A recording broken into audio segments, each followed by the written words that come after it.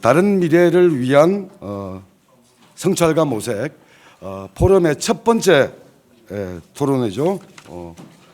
한국 정치 문제와 재현이란 주제로 진행을 할 생각입니다. 오늘 사회를 맡은 저는 인터넷 매체 레디앙의 편집장 정종권이라고 합니다. 반갑습니다. 네.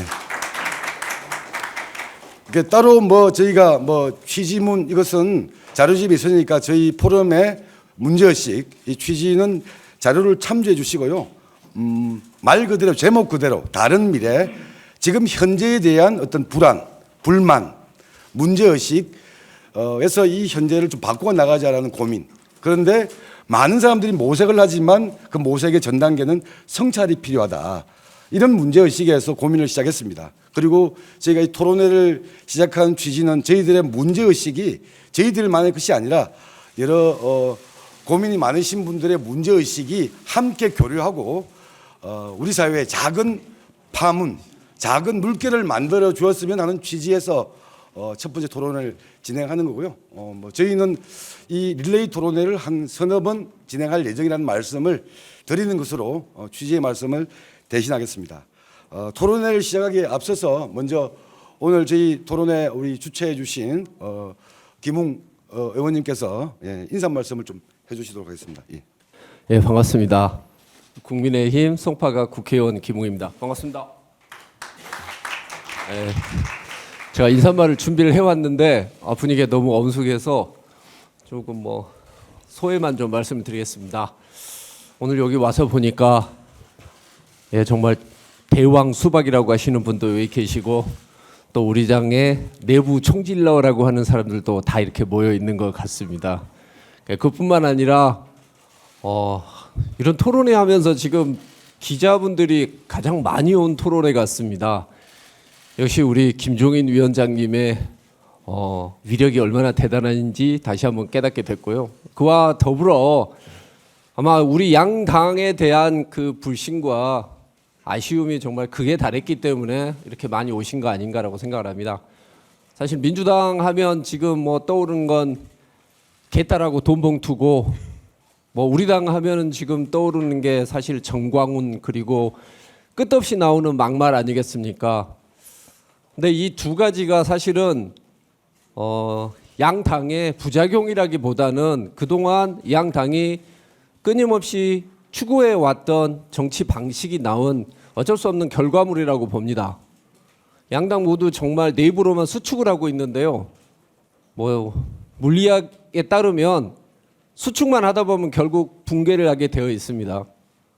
붕괴를 한다고 해서 지금 새로운 대안 세력이 나올 것이라고 크게 기대를 하지는 않는 것 같습니다. 이번 그 토론회를 보시면 알겠지만 원래 발표를 하시기로 하신 분도 도중에 그만두시는 등 아무튼 우여곡절이 많았습니다. 하지만 이런 토론회 그리고 여기에 대한 우리 기자분들 그리고 언론의 관심이 있다는 것은 그만큼의 변화에 대한 요구가 이제는 현실이 됐다라는 뜻이라고 생각을 합니다.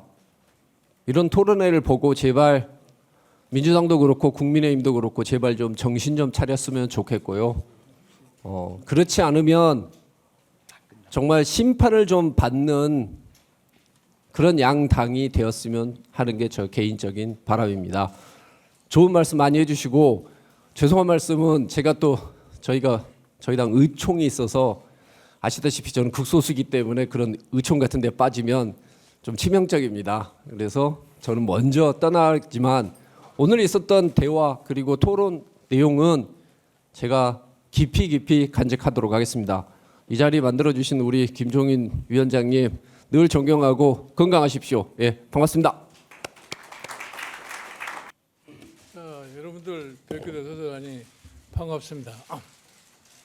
사실 제가 지난 한 10여 년 동안에 우리나라 정치권에 지금 현재 여당, 야당을 두루 나가 봤기 때문에 우리 정치의 현실이라는 것이 무엇이라는 것에 대해서 아마 어느 정도 내가 자신을 가지고 얘기를 할 수가 있습니다.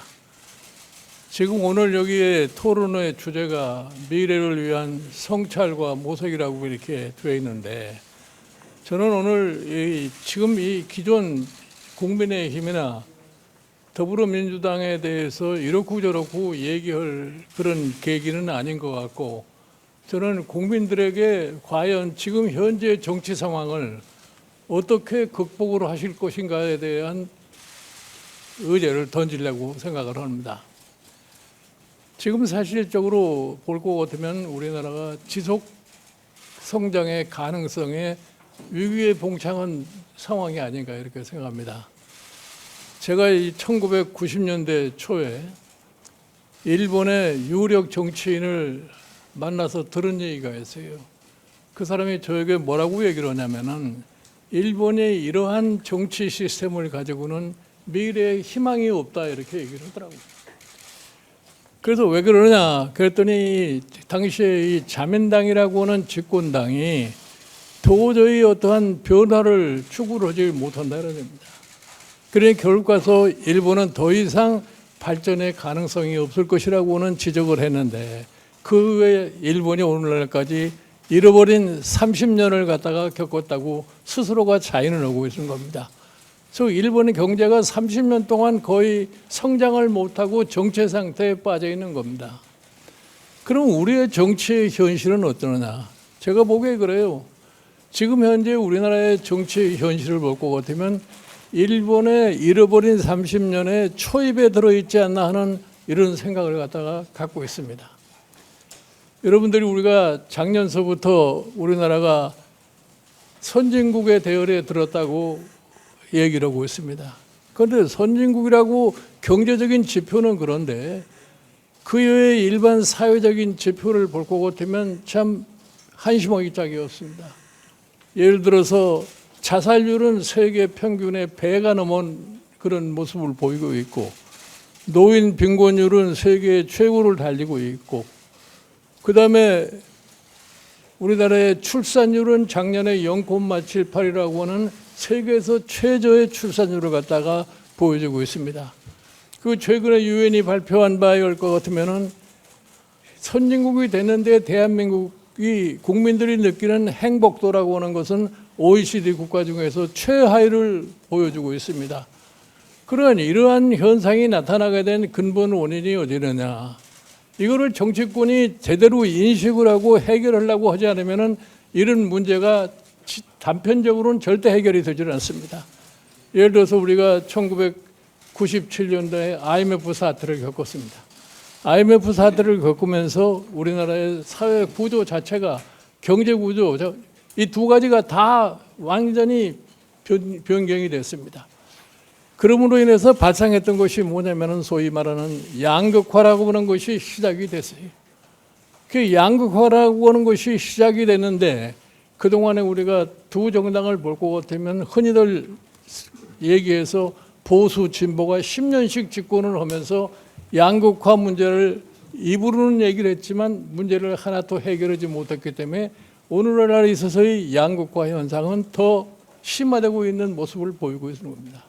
이런 상황에서 과연 우리가 지속 가능한 성장을 할 것이냐 하는 것에 대해서 굉장히 우리가 회의를 가지지 않을 수가 없습니다. 그러니까 이 문제를 해결할 책임을 가진 사람이 정치권입니다. 다시 말해서 정당이 이 문제에 대한 심각성을 인식을 하고 이에 대한 대책을 갖다가 강구를 해야 됩니다. 두 정당의 정강 정책을 볼 것 같으면 다들 그럴듯하게 만들어져 있습니다. 그러나 그 정강 정책을 갖다가 실질적으로 정책에 반영하려고 하는 노력을 두 정당 다 하고 있지는 않습니다. 제가 두 정당을 다 경험을 해봤어요. 제가 2012년 대통령 선거에서 박근혜 대통령의 선거 공약 전체를 내가 만드는 사람입니다. 그때 뭐라고 약속을 하냐 할 것 같으면은 소위 경제민주화 복지를 내가 대통령이 되면은 반드시 이행하겠다고 약속을 했고 그것을 약속을 했기 때문에 내가 실질적으로 박근혜 대통령을 도왔던 거예요. 그런데 이 사람들이 대통령이 당선되고 나니까 그 글사 자체를 다 지워버리고 그냥 아무것도 없는 영 해버린 거예요. 그래서 참 좋지 못한 소위 결과를 갖다가 초래하게 되는데 그다음에 2016년도에 내가 민주당의 비대위에 가가지고서 20대 총선을 이끌었습니다. 그때 그다음 나중에 대통령이 된 소위 문재인 대통령도 나에게 도와달라고 그러면서 약속이 뭐냐? 자기가 대통령이 되면은 박근혜 대통령이 못한 경제 민주화를 꼭 실천할 테니까 도와달라 말이에요. 그러니까 내가 보기에 그랬어요. 뭐 2번 또 속아보자 하고서 내가 그 도와준다고 임해가지고서 민주당에 가서 그 사람들이 기대치도 않은 총선에서 제1당을 만들어가지고 그것이 바탕이 돼가지고서 문재인 정부가 탄생을 한 겁니다. 제가 여담으로 한 말씀 드렸어요. 제가 비대위원장에 취임하자마자 북한이 4차 핵실험을 했습니다. 그래서 내가 김정은에 대해서 대단히 신랄한 비판을 하면서 그 핵이 니네 체제를 보장하는 것이 아니다 이렇게 얘기를 했더니 당시 민주당 어느 분이 날 보고 어떻게 당의 정체성에 위배되는 얘기를 하느냐 이런 얘기를 해요. 그런데 민주당이라는 정당은 그러면 정체성이 뭐냐? 기본적으로 물어보면은 정체성이 뭐라는 답을 못 해요. 그러니까 결국 가서 이 선거라고 하는 것은 정당이 변화한 모습을 보이지 않으면은 국민이 따라오지 않습니다. 예를 들어서 2012년에 박근혜 대통령이 되는데도 이명박 정부가 국민들로부터 말년에 굉장히 민심이 이반되는 상황이었는데 박근혜 대통령이 이명박 대통령보다 다르게 자기가 나라를 운영했다고 변화한 모습을 보니까 그걸 믿고서 참 19대 선거에서 당시에 새누리당의 다수 의석, 과반수 의석을 차지하게 되고 대통령도 선거를 이기게 된 거네. 그거를 본인 스스로가 나한테 얘기를 한 겁니다. 유권자들을 만나보니 당신도 싫고 당도 싫지만 당신이 새롭게 경제 민주화를 하고 복지를 한다고 그러니까 우리가 한번 찍어본다 이거예요. 그런 생각을 가지고 했음에도 불구하고 대통령이 되고 나서는 다 잃어버린 거예요. 그러니까 저는 우리나라의 정당의 문제가 뭐냐. 대통령 집권당이 될 것 같으면은 이놈의 정당이 정상적인 기능을 못하고 대통령 얼굴만 보고서 사는 정당이 돼버리는 거예요. 그 누구도 거기에서 용기 있게 이렇게 하면 안 되겠다 하는 얘기를 하는 사람이 아무도 없습니다. 그러니까 지금 우리나라의 현재 우리가 당면하고 있는 문제를 해결을 못해요. 내가 보기에 지금 정부도 똑같아요. 과연 우리나라가 지금 이 문제를 해결한다. 자, 저출산, 뭐 자살률 이런 문제를 갖다가 풀으려면은 근본을 우리가 파헤쳐야 되는데 그 근본을 파헤치려고 하는 노력을 전혀 경주하지 않아요. 그러니까 지금은 시대가 옛날하고 다릅니다. 우리가 어느 집권자가 의지와 힘만 있다고 해서 되는 게 아니에요. 옛날에 대한민국 경제가 60년대, 70년에 단순 경제였을 적에는 그런 것이 가능했지만 이제는 경제가 발전하고 사회가 변하고 하면서 일반 대중의 구조가 새로워진 거예요. 이런 구조에 적응할 수 있는 정당이 돼야 되는데 못해요. 그러니까 지난 20년 동안 보수 10년, 진보 10년 세층 그렇게 얘기를 하는데 그 20년 동안의 문제 해결이 하나도 없어요. 그 이대로 가면은 국민은 그러면 또 그 20년 세월과 비슷한 미래를 갖다 가져갈 거냐. 그러니까 결국 가서 우리 젊은 청년들이 미래에 대한 희망이 보이지 않는다고 얘기를 합니다.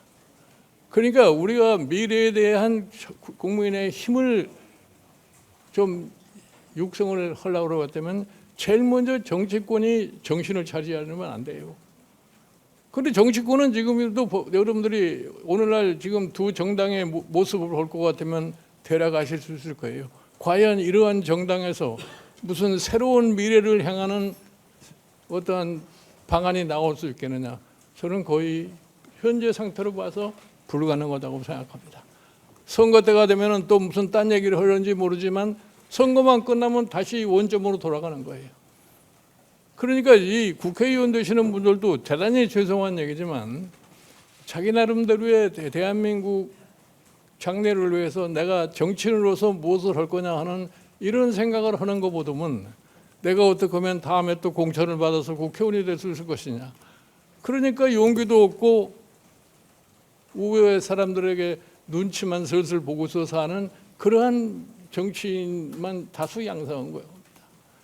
그래서 제가 지금 87년 지금 오늘날 헌법체제에서 9번의 국회의원 선거를 했음에도 불구하고 국회에서 참다운 지도자가 나오질 않아요. 그 연유가 어디에 있느냐? 우리 정당의 생태를 보면 알 수 있다 이런 얘기고. 이 정당에서 새로움이 일어날 수가 없어요. 제가 사실은 국민의힘의 비대위를 맡아가지고 하면서 새로운 시국에서 젊은 사람들을 좀 양성해 볼까 해서 청년의 힘이라고 하는 것을 당 기부로 따로 투자했는데 그게 어떻게 된 건지 시지부지 지금은 흔적도 없이 없어져 버렸어요. 이것이 우리나라 정치의 현실이에요. 그러니까 여당이 되면은 대통령 중심으로 대통령당을 만들어 버리는 겁니다. 그러나 경고를 해요. 그렇다고 해서 남는 게 아무것도 없습니다. 대표적인 예가 노무현 대통령이 당선이 돼가지고 자기를 당선시켜주는 민주당을 갖다가 깨부쳐가지고 열린우리당이라는 걸 만들었어요. 그렇게 해서 지나오다가 결국 가서 그 열린우리당이라는 것은 자기 임기도 전에 부서져 버리고 말은 그러한 시혜를 갖고 있습니다. 그러니까 대통령 임기 동안에 사실은 국민을 위해서 약속한 바를 어떻게 실천할 것인가 이런 데에 대한 노력을 경주를 해야지 자기가 당권을 장악을 해가지고서 결론적으로 무엇을 지향하는 거냐 이거예요. 이것에 대한 인식을 분명히 해야 되는데 그런 인식은 못하고 쓸데없는 욕심이 생기니까 당을 내 거를 만들어야 되겠다는 이런 생각을 할 수밖에 없는 겁니다. 그런 데서 모든 당의 불협화음이 생겨날 수밖에 없는 것이 오늘날 우리의 현실이에요. 그래서 제가 보기에 지금 두 당이 과연 지금 우리나라가 당면하고 있는 여러 가지 문제를 갖다가 해결할 능력이 있느냐? 그건 지난 20년이 입증을 하고 있어요. 전혀 해결할 능력이 없는 정당이 되어버렸습니다. 그러면 이대로 우리가 계속해서 그런 정당을 믿고 대한민국을 맡길 수 있겠느냐 하는 것은 국민들 스스로가 판단할 수밖에 없다고 생각하는 겁니다. 저는 우리 국민들이 이 새로운 지금 이 구성을 갖다 가지고 있고 이제는 한 20년 동안 속아왔다고 생각하고 정치에 대한 불신이 극도로 달했기 때문에 이제는 무슨 사람 중심으로다가 정당이 만들어지는 것이 아니라 저 문제를 해결하기 위한 하나의 세력이 등장할 수밖에 없다고 봐요. 저는 최근에 지금 놀라고 있는 것이 뭐냐. 우리나라의 기초생활수급자 한 달에 59만 원을 가지고 사는 사람의 숫자가 230만 명이 넘었습니다. 이게 지난 코로나 팬데믹 전에 있어서 한 190만 되던 그 기초생활수급자가 40만 명이 늘었어요. 그러면 경제가 성장하고 선진국이 됐으면은 그런 사람들의 숫자가 오히려 줄어야 할 텐데 그런 사람의 숫자가 늘어나는 거랍니다. 그러니까 결국 가서 그것이 어디에 달려 있느냐? 양극화 문제를 해결하지 못하게 되냐. 이 양극화 문제를 해결하지 못하고서 국민의 통합을 바란다는 것은 굉장히 어리석은 사고라고는 생각을 해요. 그래서 여러분들이 오늘 여기에서 토론을 통해서 우리의 제도가 뭐가 문제 있느냐. 나는 기본적으로 참 우리나라의 87년 체제에서 그 당시에 참 국민의 여망이 직선제를 원하기 때문에 직선제를 하는 것으로서 헌법 개정을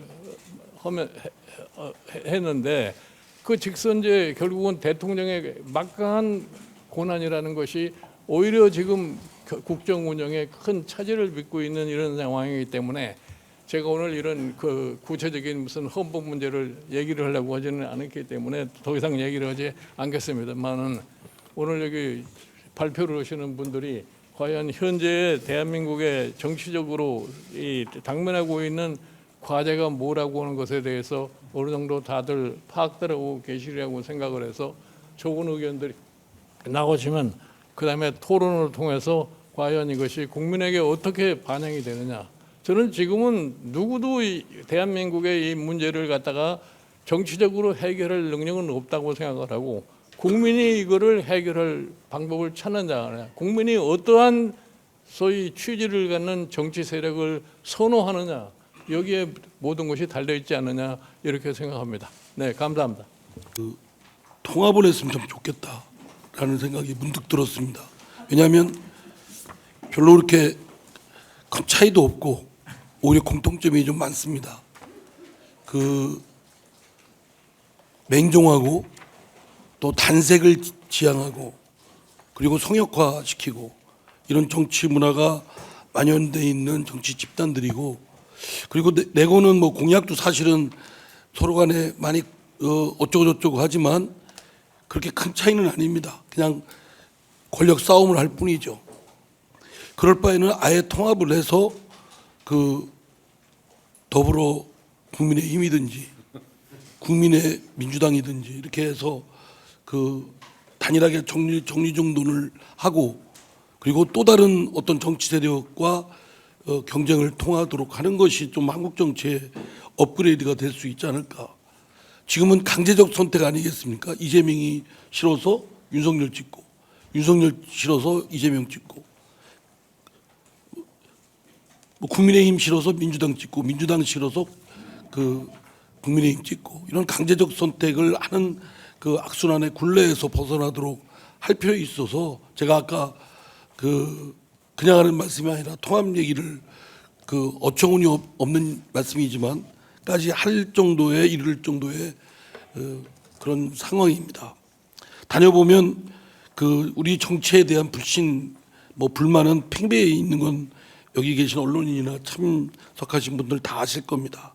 심지어 적대와 혐오, 조롱의 대상이 됩니다. 제 앞에서도 더불어민주당하고 국민이 양당 없어졌으면 좋겠다라는 말을 서슴없이 해요. 제가 그냥 정치인이니까 그냥 같이 웃고는 말그는데 참으로 얼마나 속으로 참 쓰립니까? 특히 더불어민주당과 국민의힘 양당의 정치 세력에 대한 불만은 아주 극도로 아주 넓게 깔려 있다. 한국의 헌정 체제는 아직도 이제 시대착오적 승자 독식 구조이면서 독과점 구조를 이루고 있습니다.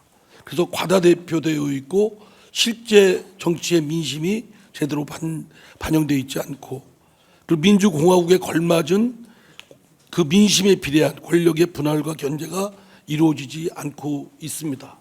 과다대표되어 있는 대통령, 또 과다대표되어 있는 더불어민주당과 국민의힘이 힘자랑을 하고 있는 겁니다.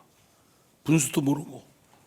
일그러진 이제 헌정체제, 대통령의 권력 집중되어 있고 또 국회에서의 양당 독과점 구조에다가 아주 고약한 정치 문화, 아까 말씀드린 일색, 다양성을 배타적으로 내모는 일색, 그리고 맹종, 성역화, 그리고 거기다가 악질적인 팬덤까지 가세해서 참으로 자정기능, 아까 위원장님께서는 해결기능이라고 그러셨는데 제가 내부에서 보면 자정기능이 그냥 멈춰 서 있었습니다.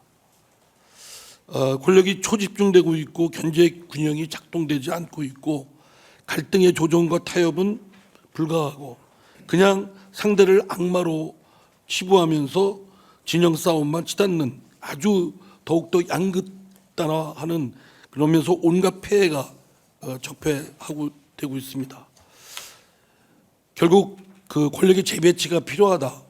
민주공화국에 걸맞게끔 권력의 집중을 혁파하고, 그리고 분권과 또 견제와 균형이 작동되고 조정과 타협이 원활히 가동될 수 있도록 권력의 재배치가 필요합니다. 현재는 이제 정치적 서비스의 고품질 경쟁이 정치 세력 간에 있는 것이 아니고 저품질, 누가 더 못하나 역진적 경쟁이 이루어지고 있는 상태이고, 이것이 계속 악순환이 되고 있습니다. 저희 당에서는요, 윤석열 대통령과 민주당이 희망의 등대입니다. 아마 국민의힘에서는 이재명 대표와 민주당이 희망의 등불일 거예요. 국민이 볼 때는 희망으로 보겠습니까? 양쪽을. 대통령과 국회에서의 그 독과점, 집중, 이거를 혁파를 해야 된다는 말씀을 드리고요.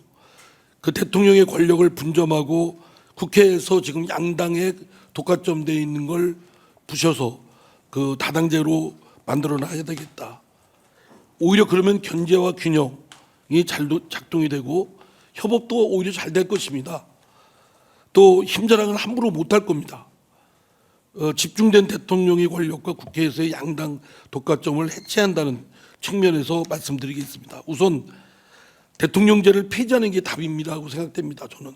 그런데 현실적으로 대통령을 직접 뽑고자 하는 국민들의 욕구가 워낙 강해서 그 국민들의 욕구를 무시하고 대통령제를 폐지할 수 있는 건 불가능하기 때문에 현실적인 대통령제 유지의 전제하에서 현행법 하에서 가능한 것을 좀 말씀을 드리고자 합니다.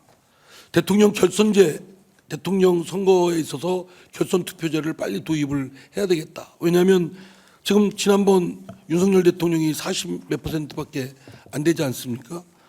대통령제 근간을 유지하면서도 그 서로 연합 세력을 통해서 연합 정치가 가능하고 민주적 정당성을 확보하도록 대통령 결선 투표제를 도입을 해야 되겠다. 그리고 총리에 대한 국회 복수 추천제, 지난 19대 국회에서는 이거를 상당히 여야 간의 합의도 됐었습니다.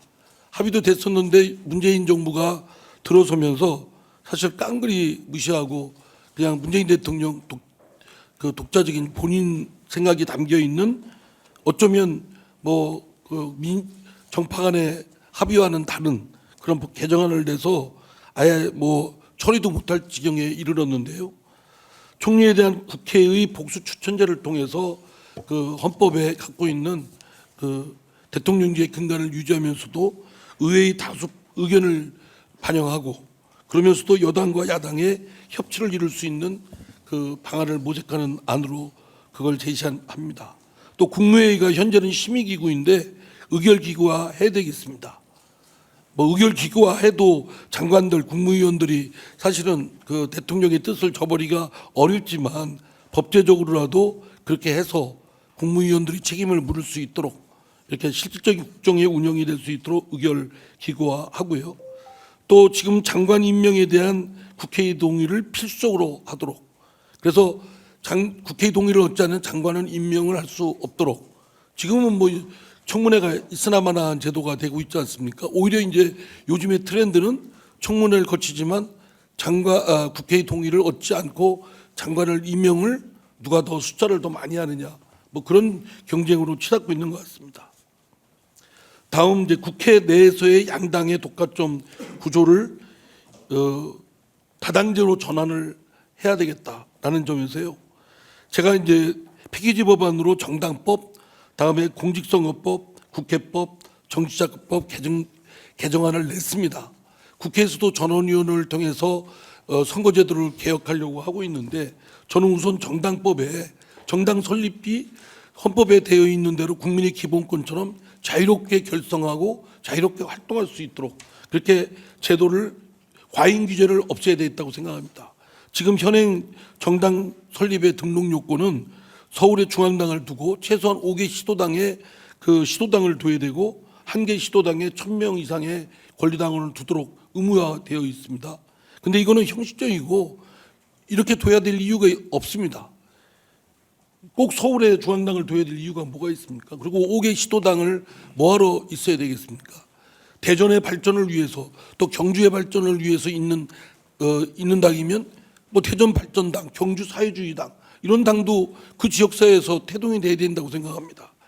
작년 지방선거를 보셔서 아시겠지만 완전히 대선 연장선이었고 중앙정치에 완전히 예속됐습니다.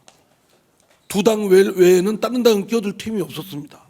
이걸 끊어내기 위해서도 각 지역의 독자적인 정당들이 지역 정당들이 태동하고 중앙 정치와 지역 정치가 그 차단되는 분리되는 것을 하기 위해서도 정당법의 그러한 규제를 철폐해야 되겠고 또 하나는 온라인 플랫폼 정당을 가능하도록 근거 조항을 둬야 되겠습니다.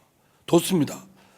그 물리적 사무소를 중앙당을 두고 뭐 각 시도당 사무실 두고 이로 인한 비용 때문에 정당 설립을 오히려 꺼려하고 어려워하고 하는 세력들이 있습니다.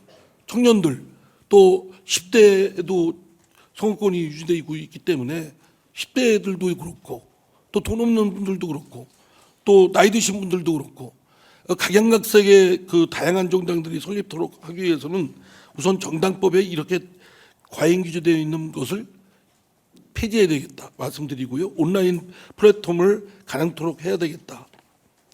그리고 공직선거법에는 뭐 여러 의견들이 있습니다만 저는 뭐 비례를 대표를 늘리든지 중대선거구제를 대폭적으로 늘리든지 해야 된다고 생각합니다.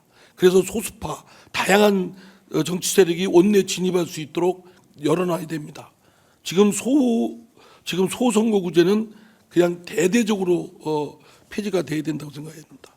다음에 이제 국회법도 교수단체가 20석인데요. 교수단체는 기능적 차원의 제도인데 이게 꼬리가 몸통을 휘둔다고 20석으로 해놔서 20석이 안 된 정당은 사실 식물정당이나 다를 바가 없습니다. 10석 이하로 이를 완화해서 여러 소수파가 원내에서도 발언권과 활동을 할 수 있도록 해야 된다. 다음에 정치자금법도 지금 1, 2당 중심으로 되어 있는데 오히려 소수당 중심으로 역진적으로 바꿔야 된다고 생각합니다. 그 취지는 원내의 다양한 정치 세력, 소수파가 진입할 수 있도록 해야 된다. 그 금태섭 의원 말씀드리니까 뭐 30석이 되면 하는데 30석까지 안 돌아도 됩니다. 뭐 5석, 뭐 3석 돌아서 연합해도 되고요. 다음에 이제 지방자치분권이 지금은 우리나라의 국정 지방 행정과 자치와 관련해서 역삼각형 형태 아니겠습니까? 역삼각형 형태가 대통령이 과부합니다. 국회도 과부합니다. 이거를 정삼각형으로 바꿔놔서 현지의 그 주민들이 삶과 관련된 건 그 지역 정부가 하도록 하고 중앙 정부는 안보, 외교, 무슨 한반도 문제, 또 미래 아젠다를 다루는 이런 문제들에 전력을 다해도 저는 과하다고 생각됩니다. 그렇게 역할 분담을 조정을 해야지 지금처럼 역삼각형 구조는 오히려 과부하 걸리고 오히려 매우 비효율적이다 생각을 합니다. 결론적으로 말씀을 드리면 뭐 공자 말씀인데요. 정치가 복원되고 제대로 살아 숨쉬도록 해야 된다. 근데 지금 아까 위원장님 말씀 맞다나 정치권이 제대로 되먹지가 못하니까 정치가 복원이 되겠습니까? 그러니까 결국은 이제 정치권에 저는 정치권에서 선거 때가 되면 개별적인 정치인들에 대해서 물갈이해야 된다. 뭐 어쩌고 저쩌고 하고 마치 물갈이 하는 숫자 비율 가지고 정당이 얼마나 새로워졌냐를 자랑합니다. 그런데 그거는 다 지금까지 드러났듯이 눈속임이고 선거용이고 호도용입니다. 정치인 개인의 물갈이가 필요한 게 아니라 정당의 물갈이가 필요한 때입니다. 정치 세력의 물갈이가 필요한 때다. 과연 정치 세력의 물갈이를 각오한 정치 세력이 있습니까? 그 자기들이 세력은 그대로 둔 채 거기에 속한 정치인들 몇 명만 속아내고 바꾸고 분칠한다고 해서 달라지지는 않는다고 생각합니다. 위원장님께서 저희 민주당의 공천도 몇 사람 탈락시키고 했지 않습니까? 근데 별로 달라진 거 없습니다. 네.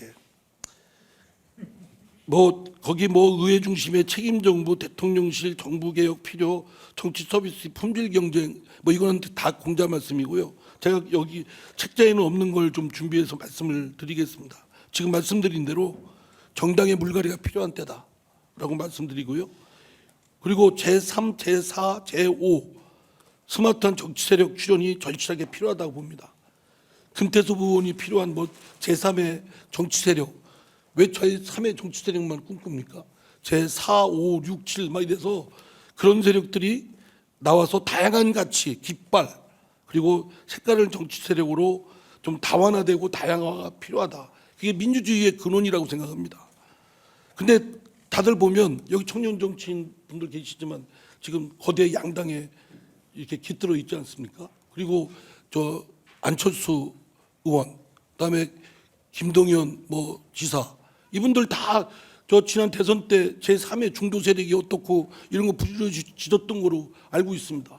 근데 어느덧 가만히 보니까 한 분은 저 국민의힘으로 가고 한 분은 저 민주당으로 가고 이렇게 거대 정당 품으로만 들어와서 온열 정치에 빠져 있는 얘들이 한두 가지가 아니었고, 중도 세력, 제3의 정치 세력은 결국 자신이 거대 정당으로 들어가기 위한 교두보를 마련한 걸로 하는 것으로 밖에 평가할 수밖에 없습니다. 오히려 여기 계신 청년 정치인들도 그렇고 여기 거대 정당에 몸담지 않은 분들이 황무지를 개척하는 자세로 오히려 도전과 용기, 저도 아까 위원장님 말씀하시는데 용기가 좀 필요하다고 봅니다. 그럼 너는 왜 안 하냐? 전 용기가 부족합니다. 그리고 열정을 갖고 좀 나서줬으면 좋겠다.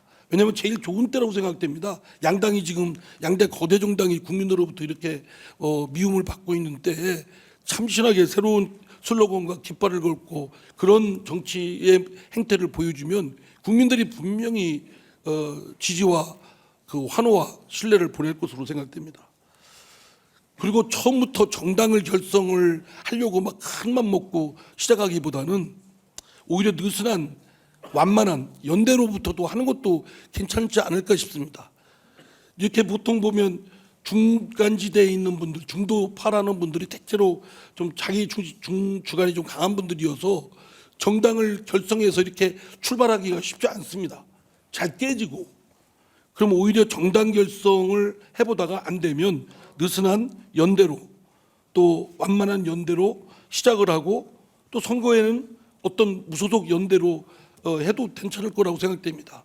지난 지방선거에도 호남의 경우 보면 민주당의 텃밭인데 무소속 단체장들이 많이 됐습니다. 여러 소수파들이 만들어가지고 나중에 또 연합, 또 국회에 들어와서 연대에서 교수단체를 구성을 해도 또 큰 힘을 발휘할 수 있다고 저는 봅니다. 그러니까 처음서부터 금태섭 의원처럼 뭐 30석 이렇게 해가지고 저 막 어려운 무거운 저 그렇게 하면 잘못하면 지치고 쓰러지고 힘듭니다. 조그맣게 시작을 해서 성을 쌓는 마음으로 시작을 하는 게 어떨까 싶습니다. 특히 중도파라는 분들의 결집과 용기와 열정이 좀 필요하다. 제가 보니까 저 강준만 교수님이 중도가 실패하는 7가지 이유에 대해서 신문에 칼럼을 쓰셨는데 딱 떨어지는 얘기입니다. 현금이 아니고 어음을 갖고 있다. 왜냐하면 이 소수 괜히 잘못했다가 큰 당에서는 끝에서기라도 국회의원 할 수 있거나 뭐라도 할 수 있는데 저쪽 되지도 않는 당에 갔다가 아무것도 못하고 그냥 유야무야 될 수 있다. 이런 위험부담이 있거든요. 근데 그걸 넘어서는 건 결국 도전과 열정과 용기죠. 다음에 이제 이진급, 거대 정당에 끼지 못한 이류, 이진급, 뭐 이렇게 취급받을 수 있고, 또 양비론 비판을 하다 보면 앞으로 어떻게 하겠다는 비전 제시가 결핍돼 있다. 다음에 이제 기회주의자로 또 오해받을 수 있다. 기계적 중립에 빠져 있다. 뜨거운 열정이 없다. 인프라 투자 없이 그냥 바람만 타려고 한다. 저는 그냥 구구절절 다 옳은 말이라고 생각되고요. 그 중에서도 열정이 좀 필요하다고 봅니다.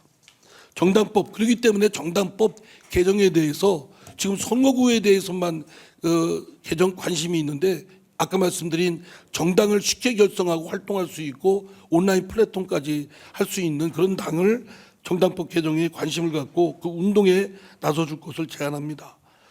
그리고 이제 그 정치 문화에 관한 것인데요.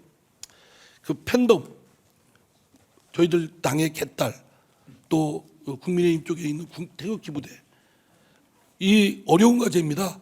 한편 강성 지지자들이 그 뜨거움을 생각하면 각 정치인들과 정치 세력에는 자산일 수도 있습니다. 근데 그게 한계로 결함으로 작용을 하고 있습니다. 그 강성당원들이 힘을 발휘하지 못하도록 다른 당원들이 이렇게 제어를 해야 되는데 숫자에서는 훨씬 강성당원들이 적습니다. 그냥 한 줌의 모래알인데 근데 다수가 거기에 휘둘립니다. 사실 어떻게 해야 하는 방안이 있는지 쉽게 방안이 나오질 않습니다. 그 정당의 그 사람들이 얘기하기를 정당의 주인은 당원이다. 그래서 좀 국민의힘도 이번 당대표 뽑는데 최고위원 뽑는데 당원으로 싹 바꿨지 않습니까? 제가 볼 땐 망조가 들은 겁니다. 대체로 당원들만 해야 된다는 분들이 적절하게 그 정광훈 목사가 당원들의 뜻에 따라라고 말씀을 하셨고 또 국민의힘도 이제 지난번 전당대회 때 전당원 투표로 딱 정리론을 했고 우리 당의 그 강성 지지자들도 당원 비중을 높여라라고 합니다. 아주 일맥상통하지 않습니까? 그래서 새로운 정당이 출현하는 정당은 당의 내부적 결정에서 공천하고 의사결정할 게 아니라 시민들에게 완전히 개방해서 시민들의 뜻이 100% 반영될 수 있도록 그런 제도를 그러니까 공직 후보자 또는 당 내부의 지도부 구성에 있어서 시민들에게 오히려 뜻에 완전 오픈하는 것을 한번 검토를 해보시기 바랍니다. 오히려 지금의 정당들이 가고 있는 역행적인 그런 태도의 행태의 새로운 모습을 보여주길 바라고요. 끝으로 지금 일색 저희 당도 그렇습니다.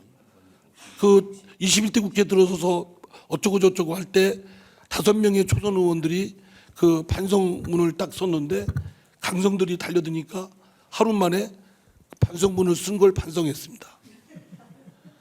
그리고 이제 지금은 의원총회 가도 별들 얘기가 없어요.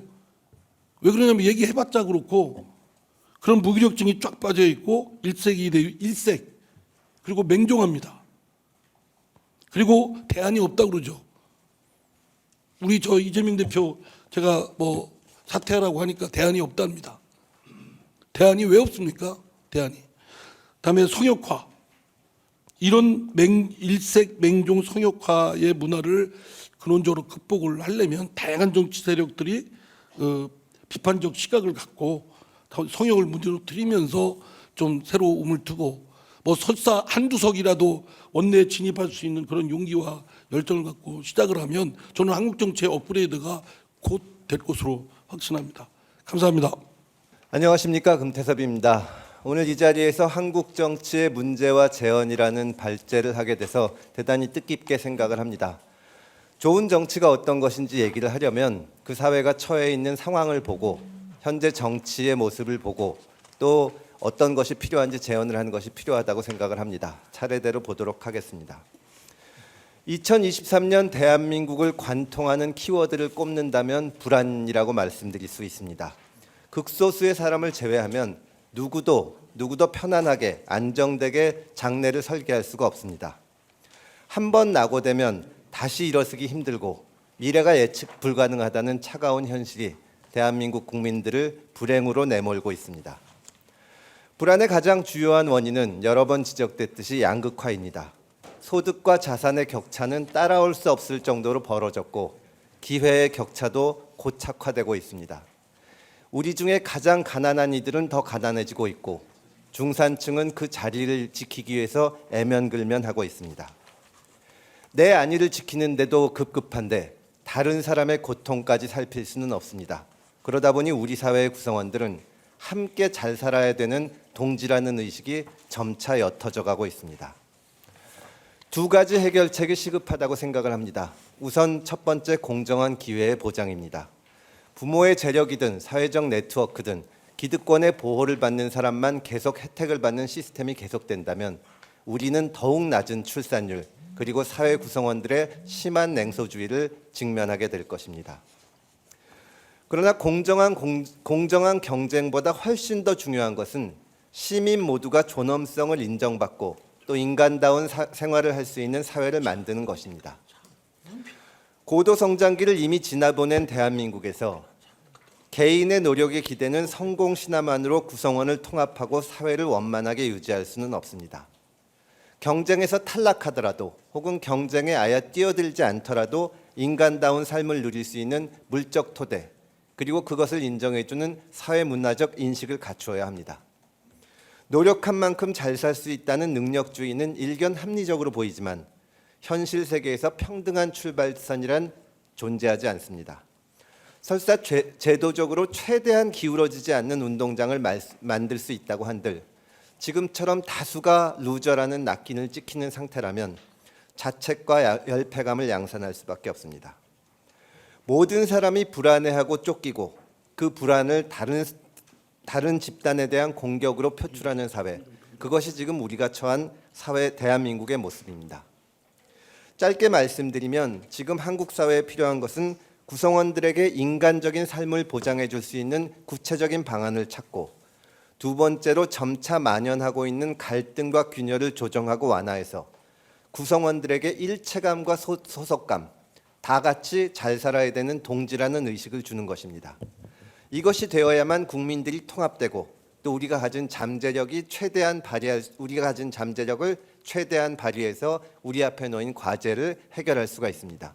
이것이 바로 정치가 해야 될 역할인데 지금 정치는 그 역할을 제대로 하지 못하고 있습니다. 한국 정치의 문제에 대해서 말씀을 드리겠습니다.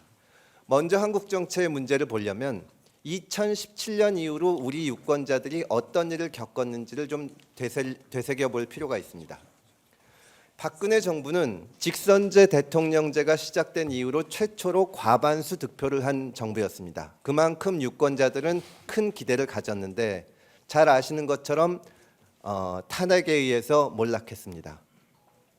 탄핵을 할 당시에 우리 국민 1,700만 명이 추운 겨울에 광장에 나섰습니다. 전체 인구수의 연인원으로 따지면 3분의 1에 해당하는 사람들입니다. 그 많은 사람들이 자기와 이해관계도 없는 일에 나서서 탄핵을 하고 결국 큰 기대를 가지고 문재인 정부를 탄생시켰습니다. 그러나 문재인 정부는 이제는 통합의 정치를 하리라는 유권자들의 기대를 저버리고 편가르기, 내로남불 이런 것으로 유권자들에게 큰 실망을 주었습니다. 지금 다시 윤석열 정부가 출범했지만 유권자들은 또다시 실망을 겪고 있는 중입니다. 이러한 부정적인 경험이 계속되는 좌절이 유권자들의 심리에 미치는 영향은 결코 가볍게 볼 수 없습니다. 그냥 보기에는 기대와 실망이 교차되고 반복되는 것 같지만 그런 기억이 계속해서 반복적으로 쌓이다 보면 마음속 깊이 좌절감과 불신이 쌓입니다. 변화를 추구하려는 의욕 자체가 없어지는 것입니다. 탄핵과 정권 교체를 거치면서 많은 평론가들은 무엇보다 유권자들이 얻은 정치 효능감이 가장 긍정적인 효과라고들 했습니다. 그러나 이런 똑같은 좌절이 반복되면서 효능감은 이제 깊은 실망과 무력감으로 변질되고 있습니다. 최근 몇 차례 선거에서 일부 지역에서 유례 없이 낮은 투표율, 그리고 높아져만 가는 무당층의 비율이 나타나는 것은 이런 무력감이 반영된 것입니다. 한국 정치의 가장 큰 문제는 편가르기라고 생각을 합니다. 총선의 투표율이 대략 55% 내지 65% 중반대로 나타납니다. 바꿔 말하면 25% 내지 30% 득표를 하면 승리를 장담할 수 있다는 뜻입니다. 각 정파들이 이런 인식에서 출범해서 중도층이나 혹은 더 나아가서 상대 정당을 지지하는 사람을 설득하거나 대화를 나눠보려는 노력 자체를 안 합니다. 최근 전광훈 목사가 국민의힘 김재원 최고위원에게 전라도는 영원히 10%다. 영원히 10% 이렇게 얘기한 것은 지지층이 아닌 다른 국민은 상대하지 말라는 이런 태도를 극명하게 보여준 것입니다. 그러나 정치가 이렇게 지지층 결집을 최우선으로 여기다 보니 치명적인 결함이 생기고 있습니다. 바로 적대적인 세력의 양산입니다. 원래 지지층 결집에 가장 효과가 있는 전술은 상대 정당과 그 지지자들을 극단적으로 혐오와 비난을 하는 것입니다. 자기 당을 지지해야 되는 이유를 설명하려면 힘들고 시간도 필요합니다. 그러나 저쪽은 토착외구야, 저쪽은 종북이야 이렇게 얘기하면 간단합니다. 결집도 쉽게 됩니다. 상대방이 더 나쁘다고 얘기하는 것으로 지금 우리 정치가 진행이 되고 있습니다. 상대편의 주장의 모순을 비판하고 자신의 주장을 내세우는 것은 정치 현장에서 흔히 볼 수 있는 경쟁의 모습입니다. 그러나 현재의 상황은 도저히 자연스럽다고 볼 수가 없습니다. 상대를 경쟁 상대가 아닌 적으로, 또 설득해서 함께 가야 될 동료가 아닌 배제해야 되는 악으로 봅니다. 이것은 최근 여론조사에서 수치로도 나타나고 있습니다. 대통령의 지지율, 민주당과 국민의힘의 지지율은 모두 30%대로 왔다 갔다 하지만 엇비슷하게 나타납니다. 그러나 대통령의 국정 수행에 대한 부정평가는 60%를 상회합니다. 여야 정당에 대해서도 마찬가지일 것입니다. 각자 참여자들이 모두 선거 승리를 위해서 지지층을 결집하는 정치를 하고 있는데 어떤 쪽이 정권을 잡아도 2배 이상의 부정적인 여론이 있는 지형이 형성된 것입니다. 이런 상황에서는 누가 정권을 잡아도 성공을 거두기가 어렵습니다. 국민 대다수가 정권을 싫어하기 때문입니다. 지난 대통령 선거는 역대급 비호감 선거로 일컬어졌습니다. 윤석열 후보에게 투표한 유권자 상당수는 윤 후보가 좋아서가 아니라 이재명이 되는 꼴은 차마 될 수 없어서 표를 던진 겁니다. 이재명 후보에게 표를 준 사람도 마찬가지입니다. 이런 구조가 국정 동력을 약화시키고 계속 국민들에게 좌절감을 주는 것입니다. 역대 선거에서 합리적인 중도 세력이 버티지 못하고 소멸된 원인도 여기에서 찾아야 합니다. 극과 극이 부딪히고 상대의 몰락을 최우선적인 목표로 삼다 보니까 다른 의견이나 또 지향을 내세우게 되면 그저 장애물로 여기는 것입니다. 민주당이나 국민의힘에서 내부의 문제를 지적하거나 이견을 내는 비주류 세력이 수박이니 내부 총질이니 하고 욕을 먹는 현상도 같은 맥락에서 이해할 수가 있습니다. 정말 문제가 되는 것은 우리 정치의 지도자들이, 대통령이나 각 당의 지도부들이 이러한 현상을 자제시키려고 한 것이 아니라 오히려 내부 총질이라고 앞장서서 비판을 하고 또 양념 같은 것이라고 얘기하면서 부추겼다는 점에 있습니다. 정치권에서 만들어낸 이러한 편가르기는 일상에서 정치적 입장에 따른 반목과 불화를 낳습니다. 조국 사태 당시 집권 세력의 자가당착적인 내로남불과 억지 논리는 우리 사회 구성원의 가슴에 깊은 상처를 냈습니다. 전에는 정치적 입장이 다르면 말다툼도 하고 또 논쟁도 했다면 이제는 아예 대화를 하지 않습니다. SNS를 비롯한 공론장에서는 비슷한 의견을 가진 사람들끼리만 얘기를 나눕니다.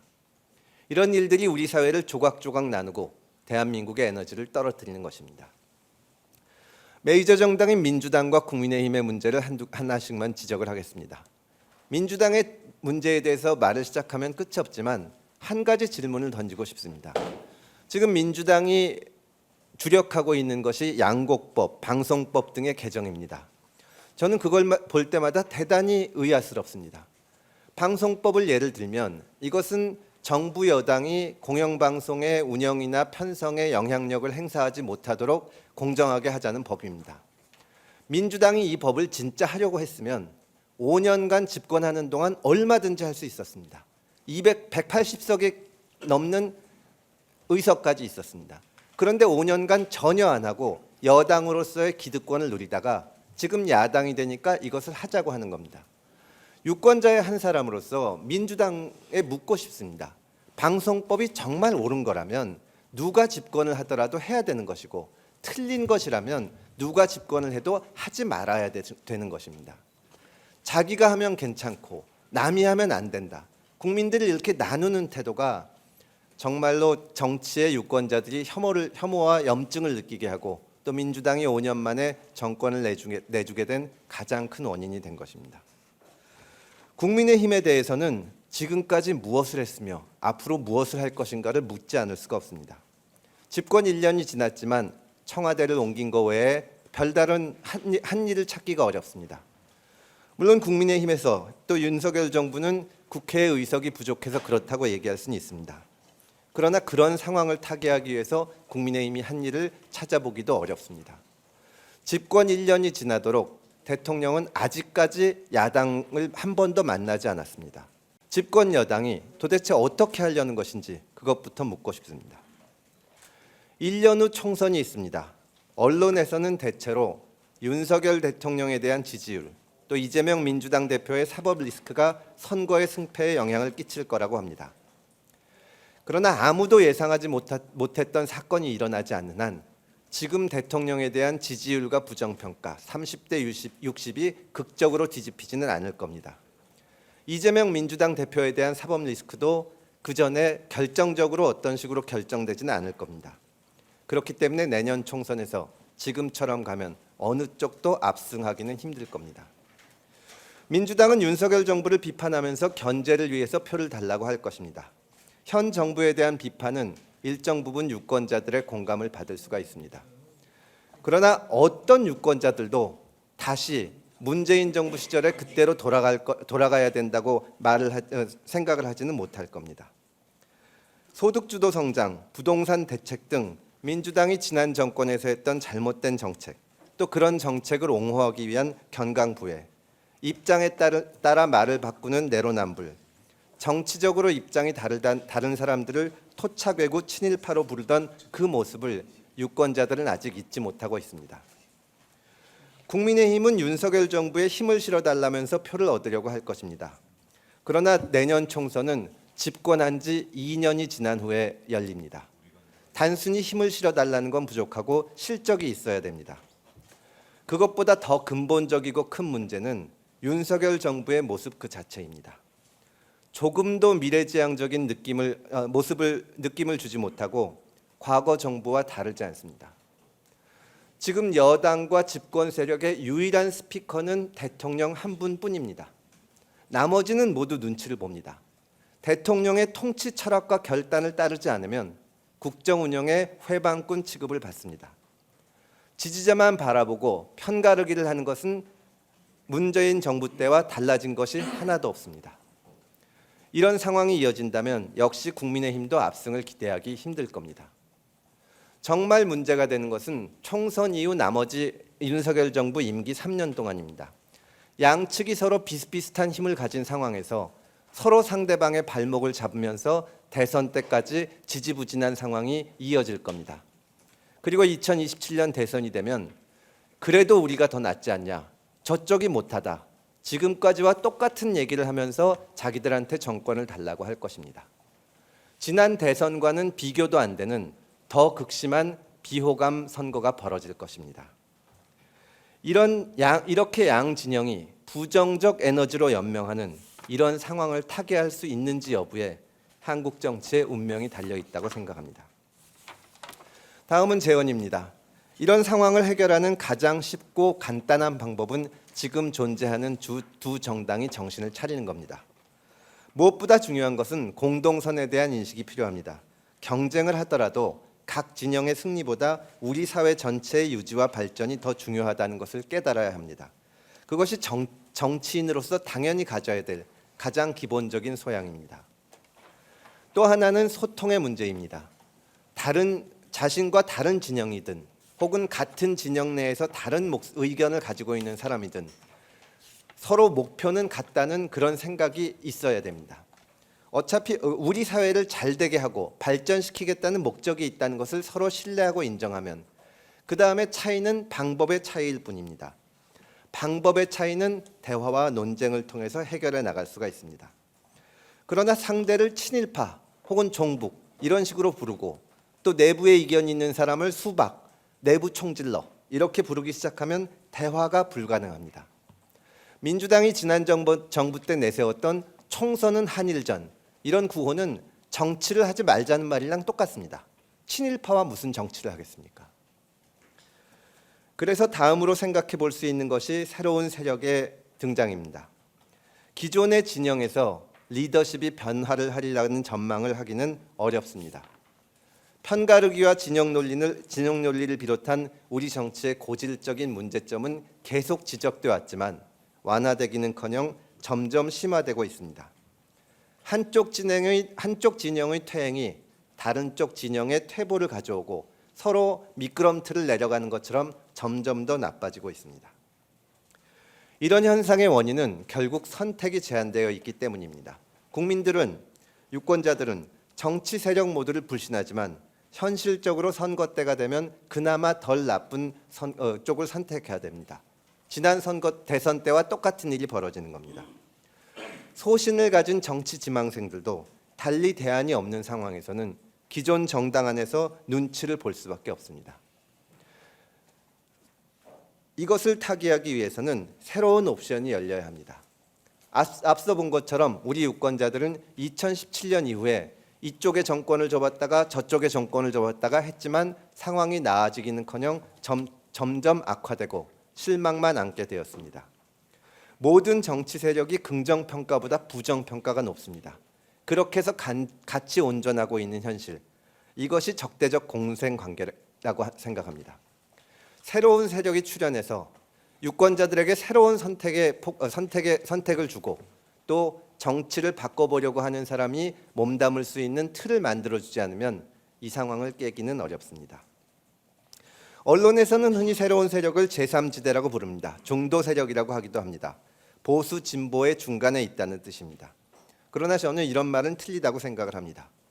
보수 진보의 구분은 이미 역사의 뒤안길로 사라졌고, 아까 이상민 의원님께서 국민의힘과 민주당을 합쳐도 좋겠다고 농담을 하셨지만 실제로 두 당의 차이가 없고 두 당이 과연 진보의 가치나 또 보수의 가치를 상징하고 있는지 지키고 있는지 지극히 의문입니다. 새롭게 등장하는 세력은 이들의 중간에 위치하는 것이 아니라 진짜 우리 사회의 문제가 무엇이냐, 우리 사회의 사람들이 느끼는 불안, 그 불안의 원인, 출산율이 이렇게 낮아지고 자살률이 높아지는 것, 이것을 정확하게 잡아내서 거기에 그 문제들을 유권자들한테 제시를 하고 거기에 대한 해결책을 모아나가는 그런 힘과 능력을 갖추어야 합니다. 과거 우리 정치판에 민주당 계열이나 국민의힘 계열이 아닌 제3의 인물이나 세력이 등장한 일이 몇 차례 있었습니다. 그러나 한때 작은 성과를 내는데 그쳤을 뿐 영속하지 못했습니다. 인물을 중심으로 모인 세력은 깨끗한 정치, 새 정치, 이런 구호만 있었을 뿐 제대로 된 구체적인 내용이 없었습니다. 내가 하면 잘할 수 있다, 이것만으로는 부족합니다. 특정 대선 주자를 중심으로 뭉쳐서 당장 정권을 잡으려고 뭉친 세력이 새로운 세력이 될 수는 없습니다. 현실적으로 보면 지금 우리 정치권의 무당층이 많고 제3의 세력을 기대하는 유권자들이 대단히 많습니다. 그러나 이러한 기대가 현실적인 어떤 에너지가 되기 위해서는 선거, 중요한 선거, 보통은 대통령 선거나 아닌 총선 1년 전이 돼야 될 때만 이것이 이제 진짜로 시작할 수 있는 상황이 됩니다. 그런데 그때 제3 세력이 등장하면 유권자들이나 언론은 지금까지 당의 선거에서 일당이 되거나 혹은 정권이 잡는 것을 기대했습니다. 그러다 보니까 제3 세력에는 당장 선거에 뛰어들 수 있는 대선 주자가 있어야 되고 또 국민의힘이나 민주당 등 주요 정당에 필적할 수 있는 조직도 갖추어야 됐습니다. 그러나 현실적으로 선거를 1년 남긴 시기 이전에는 정치에 대해서 유권자들의 관심이 낮기 때문에 이런 준비를 다 마치고 출범을 하기는 어렵습니다. 또 그렇게 미리 준비를 하면 기존 세력의 견제를 받을 수가 있습니다. 총선을 1년 앞둔 지금도 그러한 이유 때문에 새로운 세력이 등장하기 힘들다고 비관적으로 보시는 분들이 많이 있습니다. 마땅한 대선 주자가 없고 기존 정당을 대체할 만한 조직을 구성할 시간이 없다, 이런 말씀들을 많이 하십니다. 그러나 유권자들도 과거에 비해서 변했습니다. 과거 우리 유권자들은 어떤 특출난, 출중한 정치 지도자가 나와서 우리 정치의 문제점들을 다 해결하고 또 대한민국을 발전시켜 주기를 바라는 성향이 많았습니다. 그러나 지난 20년간 보수 정부와 진보 정부의 정권을 줘보고 또 그때 튀어나와서 언론의 각광을 받는 정치 지도자들에게 표를 주면서 지금은 그런 생각에 많이 식상했습니다. 어떤 탁월한 사람이, 한 사람이 메시아처럼 등장해서 우리 정치를 해결할 거라는 생각은 유권자들도 하지 않고 있고 또 현실에서 그런 일이 일어날 수도 없습니다.